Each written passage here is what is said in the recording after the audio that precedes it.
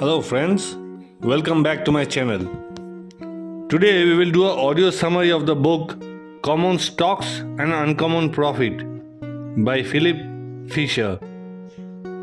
A landmark in investment thought. In these chapters, Fisher shares principles that have influenced generations of investors, including legends like Warren Buffett.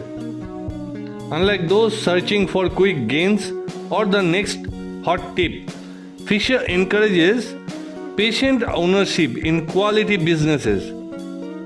He draws the map for finding companies worth holding and reveals when to buy, hold, or sell for the best long-term returns. Chapter 1. Clues from the past. Let's begin with history's lesson. Fisher looks back to the booms and busts of the 19th and the 20th centuries, when buying in panics and selling in frenzies created fortunes. Yet, upon deeper reflection, holding the shares of truly outstanding companies, no matter the market swings, provided to be the most lucrative strategy. As businesses became more transparent and invested in research after 1932, the opportunity for intelligent, long-term investment only grew. If you are focused on quality, your real edge isn't timing the market, but trusting well-chosen companies through thick and thin. Chapter 2. What Scuttlebutt can do. Fisher introduced perhaps his most famous idea, the Scuttlebutt Method. In essence, scuttlebutt means getting information straight from the source, not just reading reports, but actually talking to people who interact with the company daily. Imagine calling 5 companies in one single industry and asking what they think of each other's strengths and weaknesses. Now go further and ask customers if products delivered, question suppliers about payment reliability, talk to former employees about the work culture. With a notebook in hand and an open mind, you can piece together a richly textured story, often at odds with what dry numbers suggest. Through this web of conversations, patterns emerge.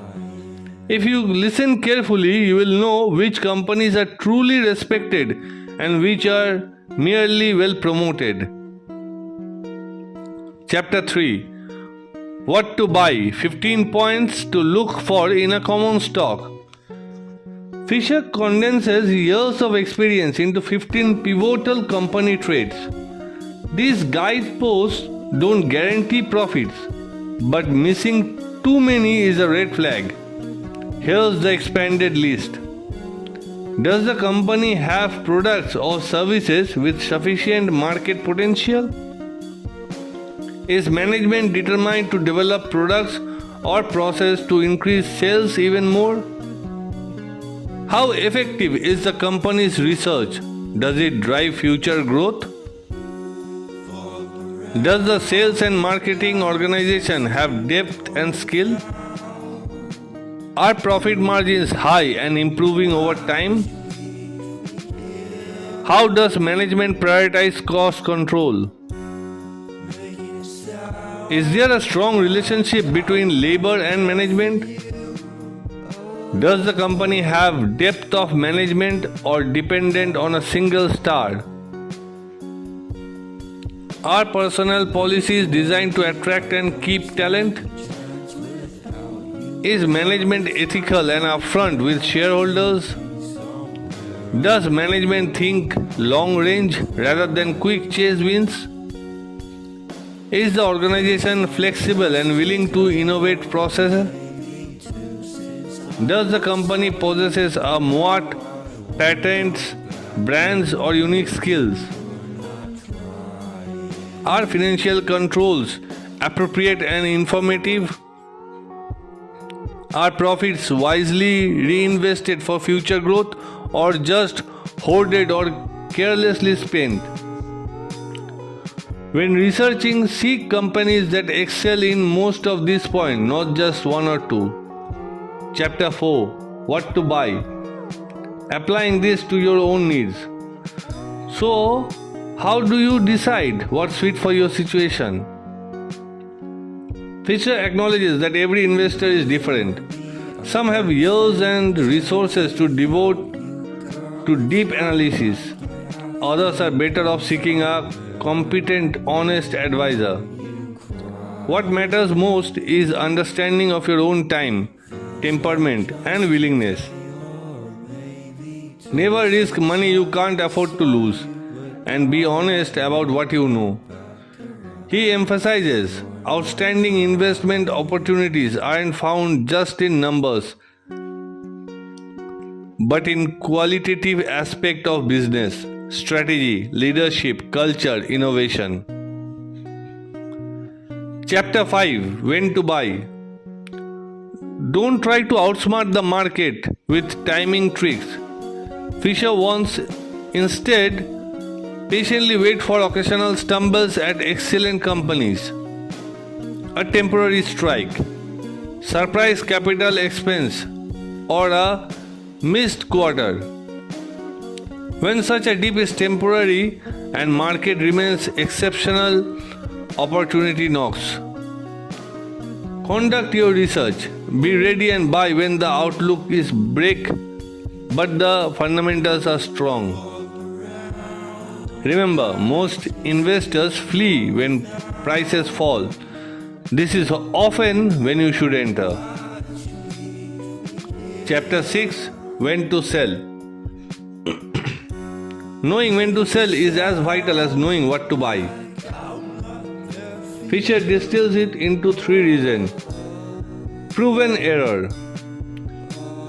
You discover your original research was flawed or new information undermines your thesis. Loss of quality. The company no longer meets key standards. Perhaps leadership changed or their new products flop. Better prospect. You find a superior opportunity demanding that capital be reallocated.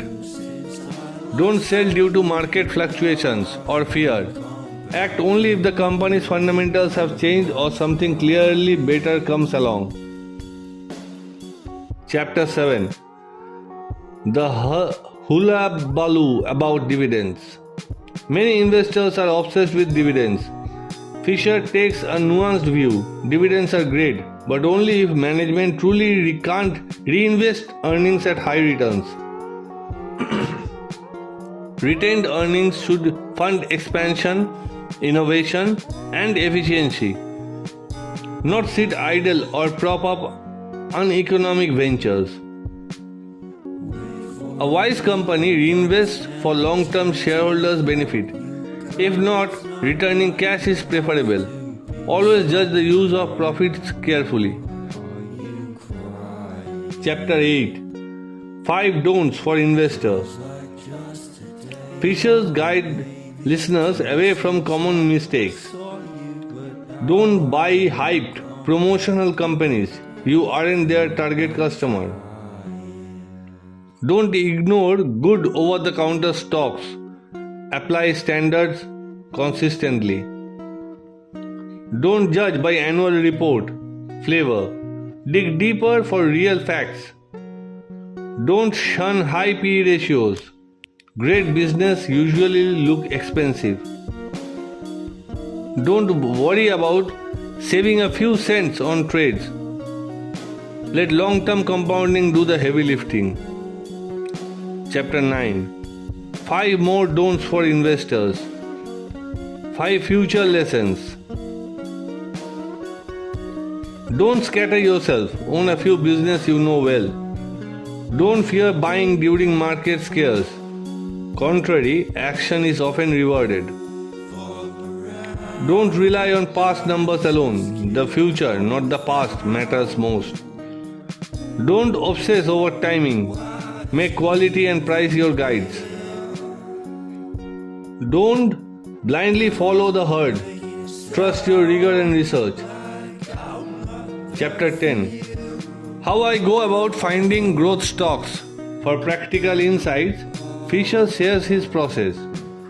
He listens to ideas from industry, friends, and respected investors, analyzes financial and then conducts extensive scuttlebutt, disqualifying average companies along the way.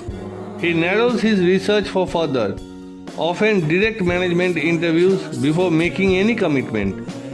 Always, his test is finding business likely to outpace their industry for years to come. Part 2. Conservative investors sleep well. Smart investing is about quality, not talking wild risk. Fisher presents 4 dimensions for conservative investing. Dimension 1. Superiority in production, marketing, research, and finance. Leaders succeed by being lowest cost producers, constantly innovating and mastering market and financial discipline. Their competitive edge deters rivals and rewards the patient shareholder. Dimension 2. The people factor. Great companies invest in people, treating employees fairly, encouraging innovation, and building trust. A motivated workforce wins customers and fuels growth. Dimension 3. Business characteristics. Seek business with economies of scale, unique products, and loyal customers. Attributes that continually widen their advantage over competitors. Dimension 4. The price of a conservative investment. Don't overfocus on price to earnings ratio. What matters is the strength of the company's fundamentals and their capacity to keep growing. It's better to pay up for excellence than get a bargain on mediocrity. Part 3. Developing an investment philosophy. Fisher shares how his philosophy evolved through observation, reasoning, and most of all, learning from his own errors. He only invested in companies where management consistently outperformed their peers, reinvested profits thoroughly, and adapted for the long term. He avoided areas he didn't personally understand and rejected market timing in favor of patience. Experience taught him that mistakes are inevitable. The secret is to recognize, understand, and avoid repeating them. Long-term success depends on judgment, not luck, and on focusing resources when exceptional opportunities present themselves. Conclusion. As this journey concludes, Fisher crystallizes his lesson. Invest in companies with clear discipline, plan for growth, long-range profit. Buy when those companies are out of favor, not when they are popular. Hold your investments until either management weakens, prospects change, or the business outgrows its once remarkable potential. Focus on companies that reinvest their earnings wisely, compounding value for years to come. Remember that hard work, independent judgment, and patience are the marks of enduring investing success.